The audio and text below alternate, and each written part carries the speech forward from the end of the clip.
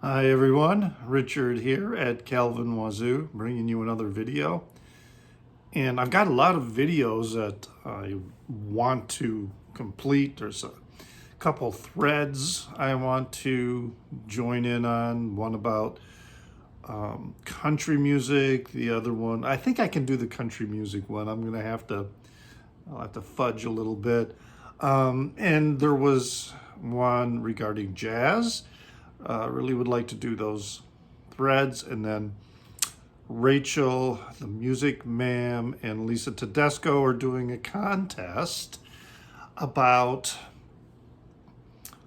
a simple contest that I think I can have fun with regarding the film Reservoir Dogs and records that you can draw connections with.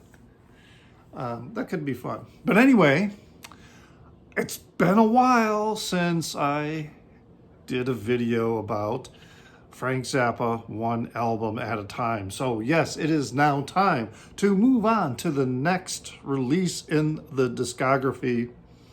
And it's one of my favorites, but this is also, we're in the period that is my favorite period of Frank Zappa releases. And we're coming up on, it is, yes, number 17 in the discography, the official discography, and that is this one, Over-Nite Sensation. So, get a little closer view if I can avoid the glare. Very, very interesting gatefold cover. Boy, I got some glare going on the inside. So the lyrics are there. All right, so this one is the Zappa Records release, which was released in August of 2012. With the Zappa Records label. Also with the homage to Barking Pumpkin Records. And the reissue, the 2012 reissue, like many of the reissues, were pressed at Palace, Germany. They're just incredible pressings, sound really, really great. However, it was originally released, this is an OG, in September of 1973 on the Discreet label, which the Discreet label, I wrote some, this was an effort by Herb Cohen and Frank to retire the Bizarre Straight label. So this is the first release on the new Discreet label. And it alludes to a quadraphonic system, the Discreet quadraphonic system. So Frank initially wanted to release all the records that he was going to have on this label with quadraphonic additions. However, only this one and Apostrophe, which is the album that came out right after this one, were released. And as far as quadraphonic, and as far as I can tell, there's a kind of quadraphonic release in a CD version that came out in 1973. So the vinyl was 1972. And then there was a quadraphonic release on reel-to-reel, a 7.5 inch per second reel-to-reel. So, of course, neither of these I have. I do have I didn't pull it, but I do have the Zappa Records CD release of this. I don't believe it's a Ryko disc. I think it's Zappa Records. But there was also, I have a third copy of a later reissue. So something to point out here with the with the reissue,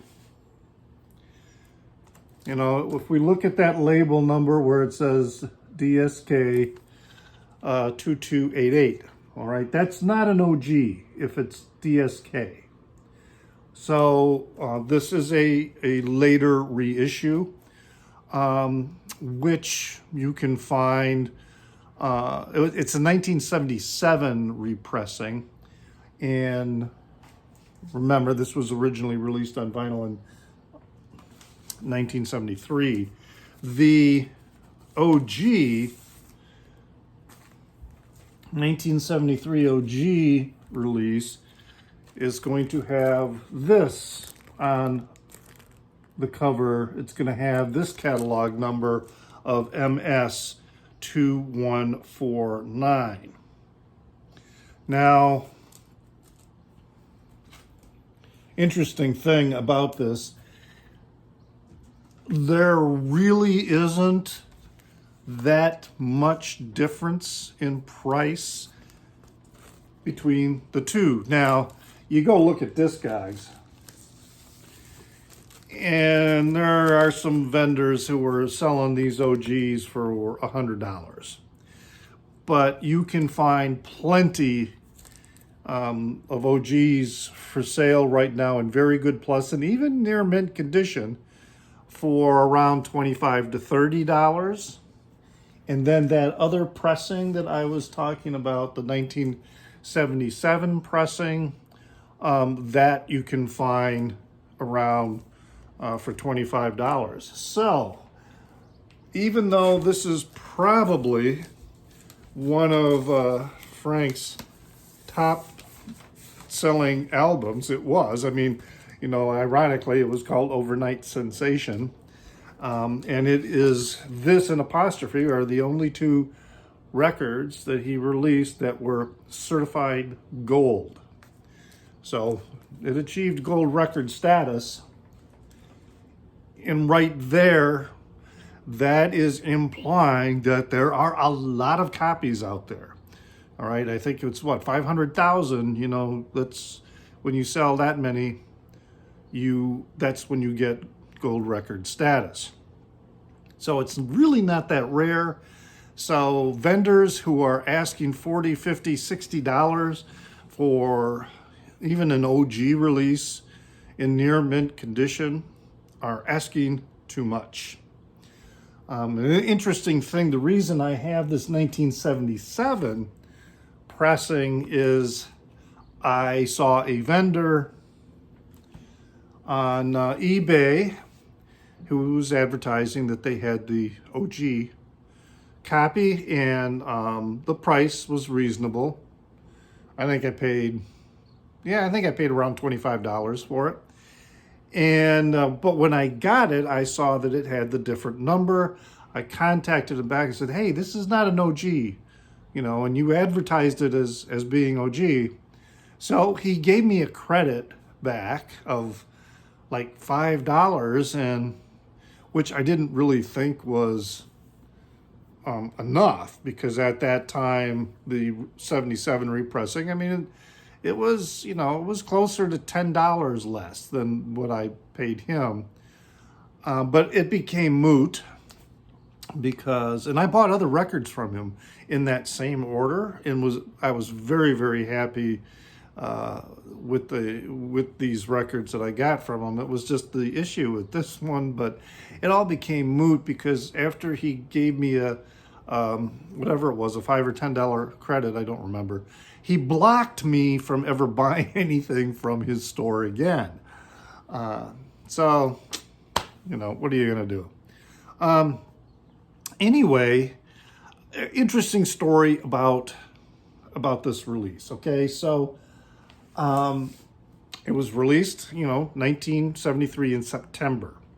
So roughly December of 1973, I'm in high school. All right, so I'm 15 years old, and I'm the youngest in my family, so I'm the only one living at home. All my siblings are married and living, you know, elsewhere in the country. And so my parents and I went to see my sister and her husband for the holidays over in, I think it was Silver Spring, Maryland, but it could have been Hyattsville, Maryland. I mean, they have mostly lived in Silver Spring, but it could have been in Hyattsville. Anyway, so we were there for, Christmas break, and we went to a strip mall, and there was a record store. So I went into the record store, and that's when I saw that this was out. So I bought it, and when we returned back to my sister and her husband's home, he had a stereo and he had headphones. So, which was good because I was already familiar with the recordings from the Flo and Eddie years, and I knew that that was not something I wanted to be playing through speakers with my parents around. And boy, was I glad I had those headphones on when the song Dynamo Hum came on. So, yeah, I can't imagine what my expressions were like while I'm hearing this song, because I'm in the living room, and everybody else is there, but I'm listening through the headphones. Yeah, that was, I can't imagine how red my face was getting. Some other interesting items on this is Tina Turner and the Ikettes, two of the Ikettes, Linda Sims and Debbie Wilson, do vocals on this album. And Frank, in an interview, said that it was a weird situation because Ike told him that he could not provide any credits on the album that they were, singing backing vocals, and then he could only pay them $25 per song. And Frank was very explicit about that. But apparently, later invoices were discovered, and it showed that they were not paid $25 per song. They were paid $25 per hour.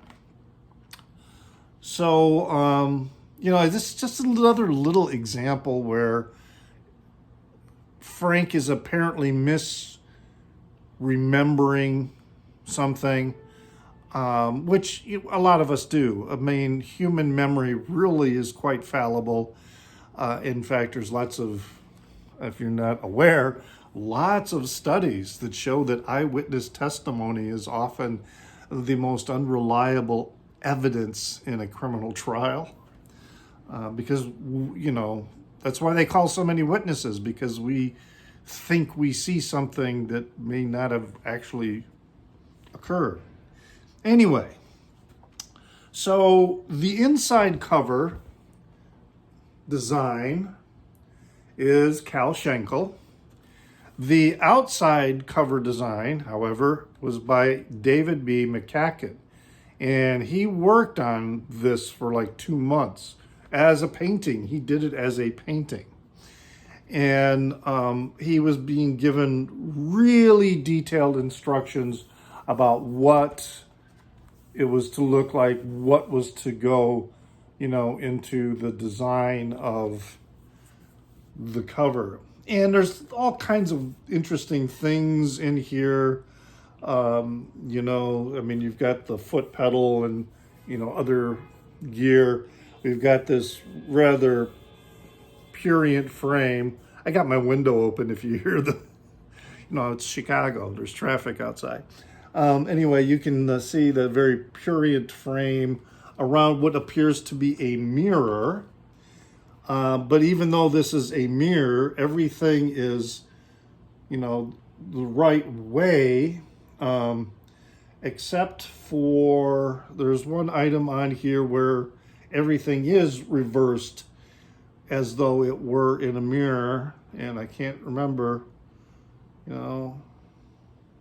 what it is.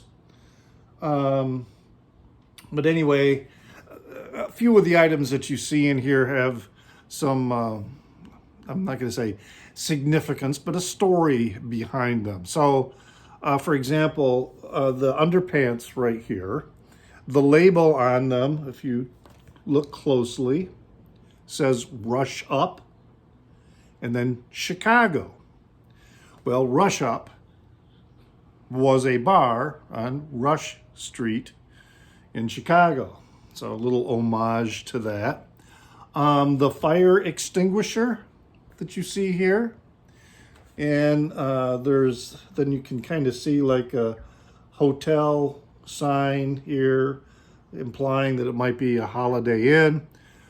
I don't think it was at a Holiday Inn, but the fire extinguisher is referencing an incident at a Daytona Beach motel in which a road manager was chased down the hallway naked by someone, spraying him with a fire extinguisher to, keep him running, so to speak. So yeah, there's just little things like this that you will, find in here. Interesting. I can't remember exactly why there's the two-headed. This was their roadie, the road manager, I believe. I can't remember what that was about that. So, so this and then the inside, Cal Schenkel with, the different musicians. And you'll see there's no credit here anywhere for Tina Turner or the Ikettes. And that was Cal Schenkel, who does a lot of the art design for Frank. All right, so we can start talking about the individual songs on here, and I'm going to be pretty brief with this. This is among my favorites, so if I were to say what are my top 5 Zappa records, Over-Nite Sensation is going to be one of those top 5. And I wouldn't necessarily rank them because they're all right now, in one of my videos when I was talking about Burnt Weenie Sandwich, I said that would be my number 1. However, that also vacillates between another recording, which I'll be doing a review about that not too far away in the future. But anyway, the record sold really, really well. Oh, another thing too, when I came home from that Christmas visit to my sister and her husband's, and I was in high school, my lunch hour, I was in the journalism class in high school, and it was split because we had a split lunch period, or we had 3 different periods, so that particular hour was a split hour. And it was journalism, and I was I don't want to say I was the lead writer of the school newspaper, but I was a really strong writer, even then, journalistically. And my teacher, I showed up for the first 5 minutes of the period in class, and then we were always out to do, work on our assignments, and then I would never show up for the rest of the class.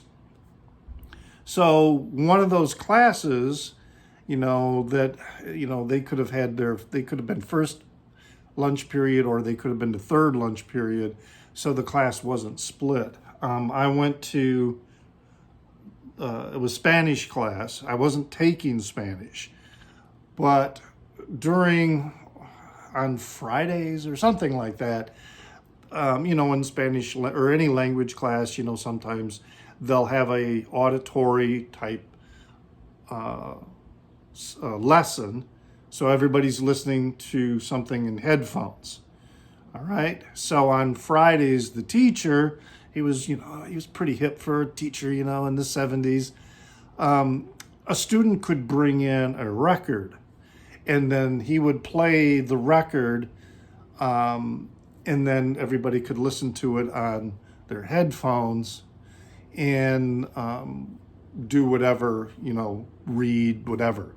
It was a free day. So I crashed the class, and I brought this and played it, and it was kind of funny. I'm in high school. I'm 15 years old, and it's just funny looking at or watching people react at different portions of the song. Now, the teacher wasn't listening to. He didn't have headphones on.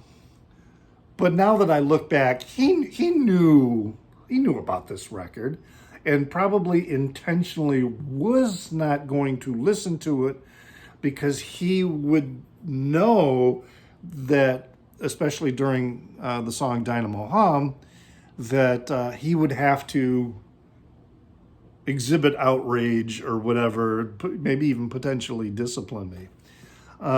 So I thought that was funny. Oh, and the other thing too, here you can see, here's Frank in the TV. It's a reference to the song "The Slime." And more about that when I talk about the individual songs. But anyway, yes, it is among my favorite Zappa albums, the top 5 for sure.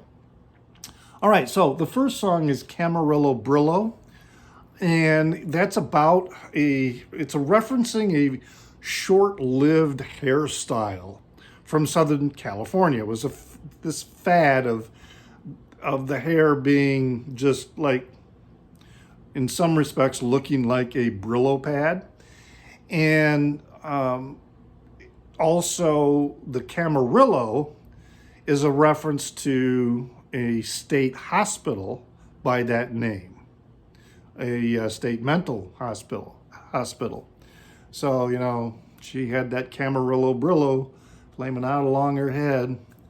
And, there's other references such as the Toads of the Short Forest, which goes back to Chunga's Revenge and 200 Motels, etc.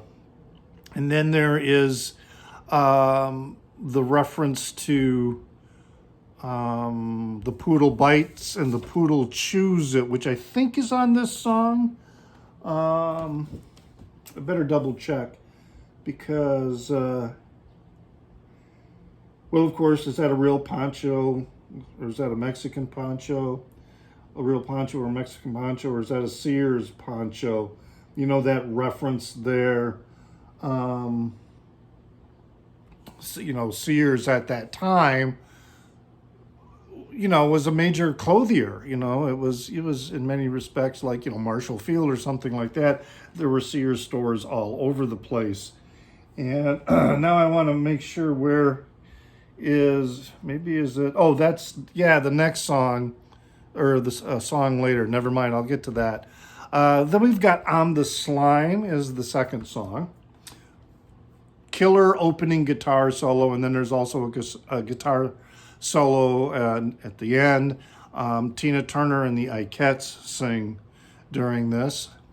And also, this reference here I was talking about, this was a song that Frank played on Saturday Night Live. And I remember watching that episode when he was playing on Saturday Night Live.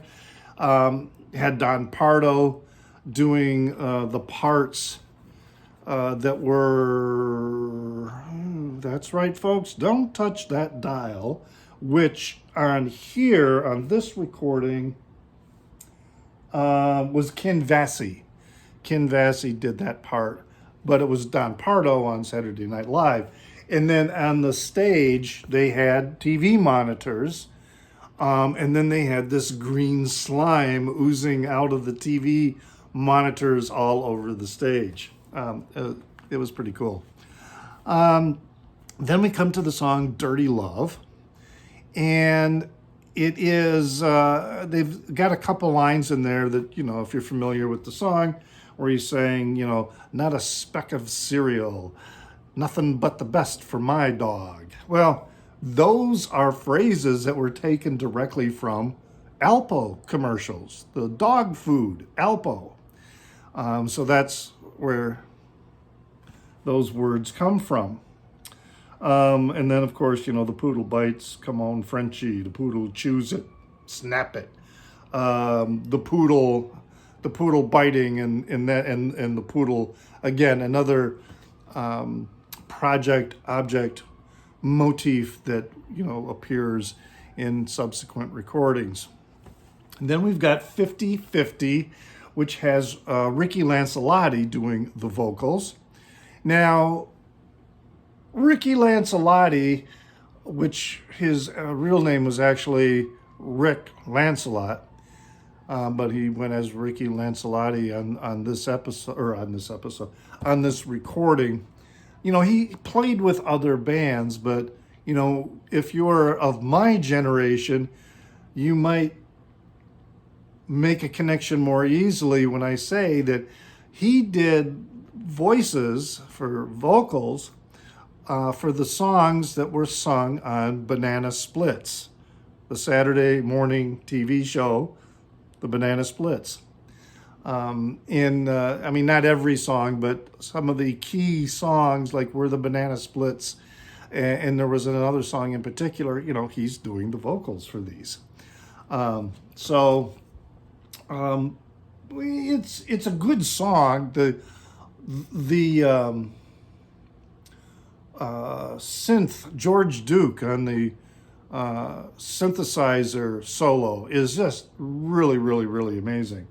But at the same time, they're all great songs. They're all great. It's hard to say which one is going to be the weakest song on the album. But I'm going to kind of say this is probably the weakest one, and it's still, to me, a super solid song. And then we go into side 2, which opens up with Zombie Wolf. This is one of my all-time favorite songs because it has one of my all-time favorite guitar solos. It just kicks it. And Ricky Lancelotti is also the person, well, Frank does vocals. Lancelotti is also the person who says, I am the zombie wolf. I'm that creature all the ladies been talking about. And then that guitar in there, just so killer. So yeah, definitely one of my favorite songs.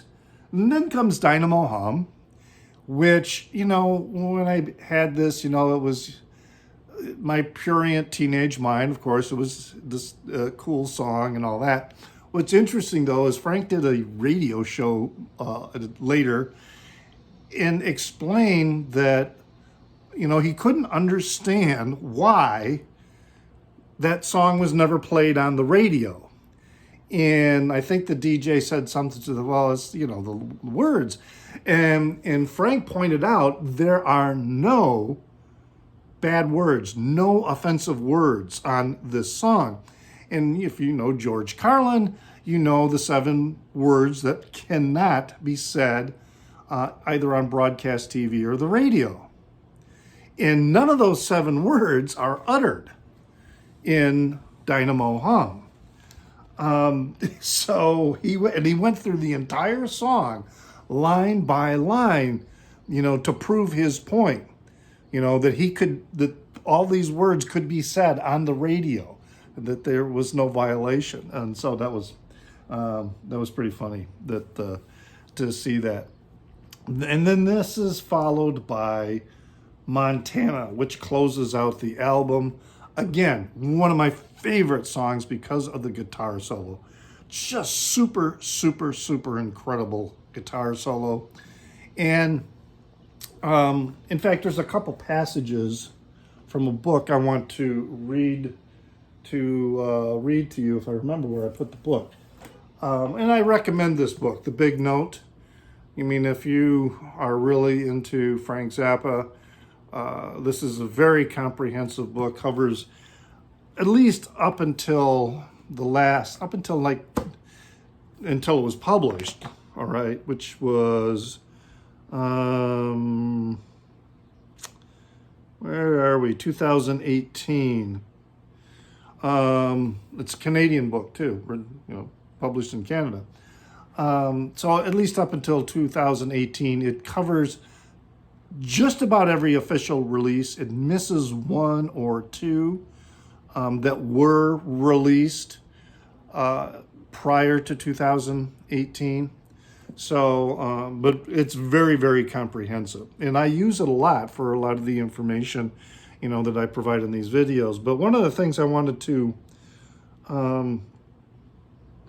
read from, and there was, the tweezers, the story behind the zircon encrusted tweezers, which are referenced in both Dynamo Hum and in Montana. So he's talking about a fellow, Frank in this interview is talking about a fellow named Terry Wimberly, all right, who was a piano player for the Blackouts.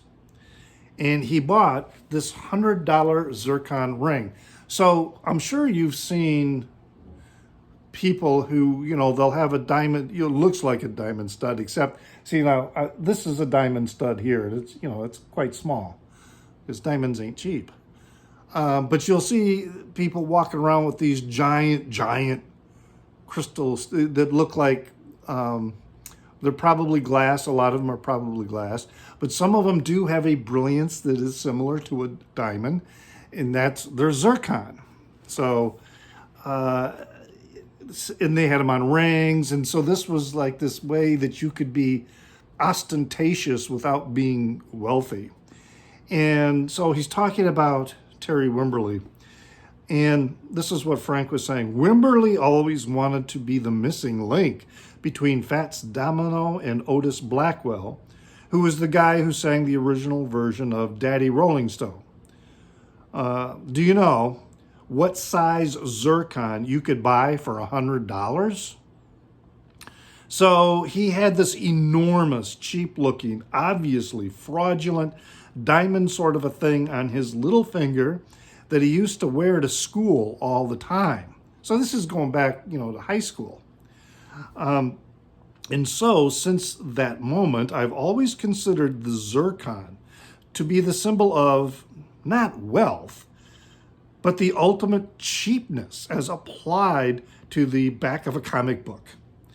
It's cheap grandeur, It's grandeur that we can all afford. But if you dare to afford it, you can make yourself look just like Terry Wimberly playing the piano, and it helped his piano technique tremendously. He could play triplets like nobody's business with that thing on his finger. So the tweezers I've always considered to be an object of potential sexual ecstasy if applied properly to some sort of unique erogenous zone, which may or may not exist in each and every one of us, if we could only take the time to experiment with a friend and find out where that zone might lie. And then to apply tweezer pressure might yield some very interesting results.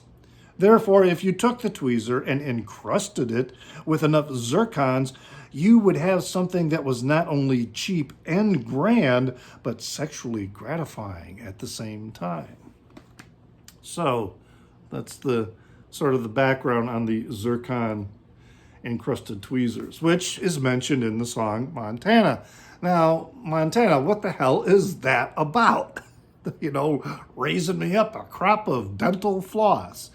And as a kid, we would talk about it, and of course we figured that it had to have some kind of sexual innuendo. That's dental floss, but none of us could really figure it out. Well, Frank is a little more mundane than what we thought he was going to be. So he explained, I got up one day, looked at a box of dental floss, and said, I felt it was my duty as an observer of floss to express my relationship to the package. So I went downstairs and I sat at my typewriter and I wrote a song about it. I've never been to Montana, but I understand there's only 450,000 people in the whole state. It has a lot of things going for it, plenty of space for the production of dental floss.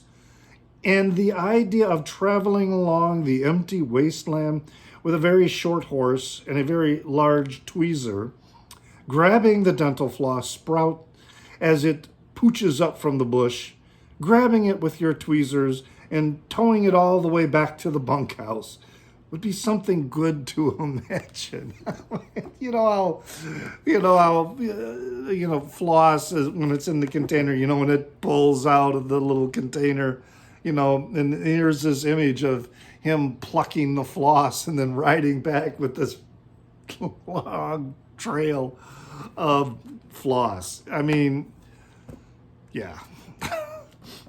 Now, the first concert I ever saw in my life was Frank Zappa. And I was either 14 or 15. I had to have been 15 because this would have been after this record was released, because I was wondering if he was going to play Dynamo Hum. And for a long time, Frank never played Dynamo Hum live. But anyway, he did play Montana. And I think that was the only song he played from this record. He played a few songs from Apostrophe, which I'm not sure if it was released yet. He also played some songs that would later appear on New York. So this is just another example that Frank would often, songs would be in development and he would be playing them live long before they ever showed up on an album, which was one of the reasons why he really, really, really hated bootleggers. He didn't mind people who recorded shows for their own personal for their own personal enjoyment. And I don't think he even minded if they traded them. But when a bootlegger took a recording, and sometimes it was a stolen recording, such as from the soundboard, and then pressed it and sold it, on the black market, he hated those guys. He and a lot of others. Bob Dylan also is very, is noted for his really strong hate for the bootleggers, prompted by the basement tapes situation. Anyway, so that is Over-Nite Sensation, one of two only certified gold albums that he ever produced, and one of my top 5 releases in the Zappa discography. I'd love to hear your thoughts about this record. Any other background information you may know, please leave a comment in the down under. Don't forget that I do have a contest of my own that I am offering to celebrate 400 subscribers. I'll put a link in the down under to that, as well as a link to my Zappa playlist so you can see my other videos about Zappa records that I have reviewed so far, and also Zappa related videos that I find that may be entertaining and or informative. So until then, remember to pray for the people inside your head, for they won't be there when you're dead.